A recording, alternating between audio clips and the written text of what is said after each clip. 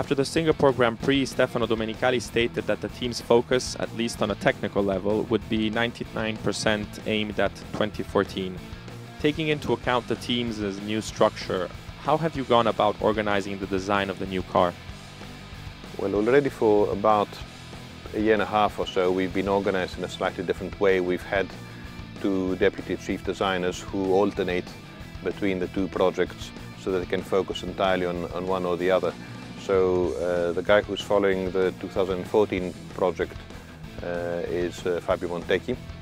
So we work very closely together for that work.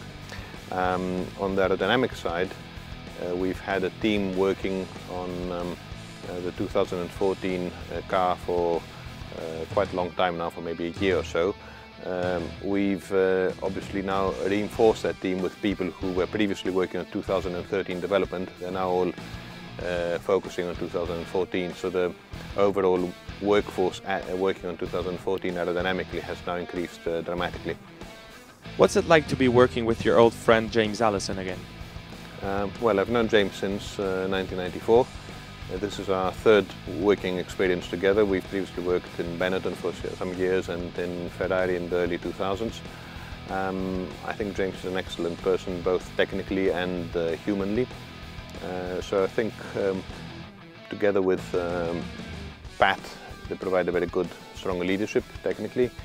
And I think he's basically bringing a lot of maturity and a lot of experience and knowledge and capability to the team to make it a bit stronger. Next year they're saying everyone starts from scratch. That's clearly the case on the engine front, but what changes aerodynamically? Will the cars look very different? The changes aerodynamically are quite significant. There's some key areas of where we have to review completely our design. The front wing has got a different set of rules, the rear wing also, and also the elimination of the exhaust effect is very significant. Furthermore, on interaction with the engine, the cooling, to get the cooling right of the engine is very critical. So all of that will make the aerodynamics very different. To say that is completely starting from zero, I think would be not completely precise. You don't really start from a white sheet of paper. You have to use your knowledge and experience to design the next car. So it's not. So there's some element on which we feel we need to recover compared to our main competitors. Other areas where, of course, I think we're all starting from zero. Yeah, I mean, aerodynamically, you know, it's relatively small visual changes. The front wing gets a little bit narrower. The lower rear wing disappears, and I guess the biggest effect is all the body shapes will change because of the exhaust positions moving. Those three things do actually have quite a large effect on the aero performance. So from a performance point of view, it's quite a dramatic change. Visually, they'll end up looking quite similar, I guess. There are 6 races left to go this season. What do you think can still be improved on the F138? And on the other hand, what can we learn for 2014? We are continuously working to understand better the tyres, and I think our management of the tyres in the races will continue to be one of the areas which may see some improvement compared to competitors or not. We are bringing some smaller aerodynamic upgrades.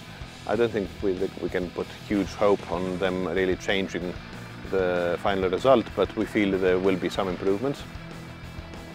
And finally, we are testing some components that are 2014 related.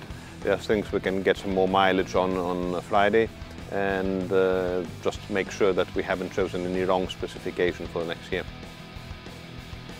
I mean, we've still got some developments coming through for the next few races. We just need to keep on testing and trying to improve the car. For 2014, it's slightly harder with a large change in engine regulations, aero regulations. There will be some small development bits we can put on a Friday, more for reliability than anything else really. So there'll certainly be busy Fridays testing stuff for the next few races. This weekend we race in Korea. Can you tell us a bit more about the characteristics of this track and what attributes does a car need to be competitive here? We're moving back to a track that's sort of less of a street circuit and more, more of a bias to medium speed corners. It's still a track that's important for downforce, so you run towards the top end of the downforce range. There's, I think after turn 2 there's one very long straight, which is obviously a DRS zone, so we need to be careful about speed on that. But then for the rest of the lap, downforce is important. So I expect you'll see most cars running near the top end of their downforce range. The new wind tunnel is about to be fully operational again. Can you explain to us how it has been updated?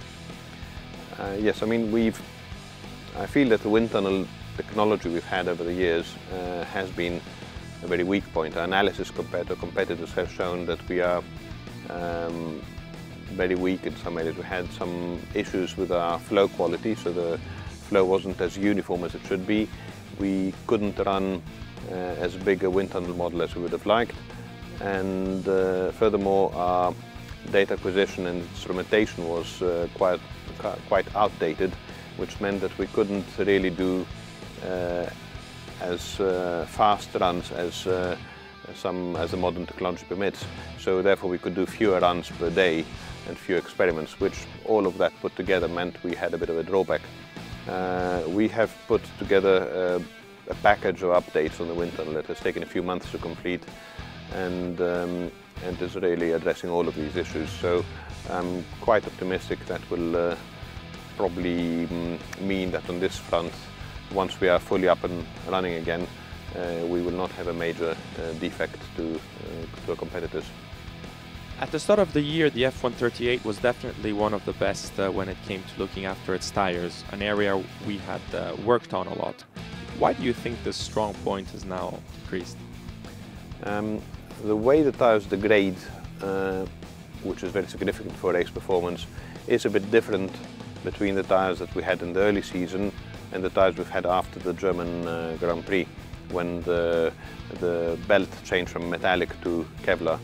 So it is that has actually changed those characteristics, and therefore we are less strong on that aspect. I think it would be somewhat superficial to blame the tires as the only reason of this decrease of performance. We feel that we've also made some steps in development that were not as strong. There's some things that haven't worked, and therefore to just put all of it down to the tires, I think, would be imprecise. Maybe there's a contribution, but not the whole factor.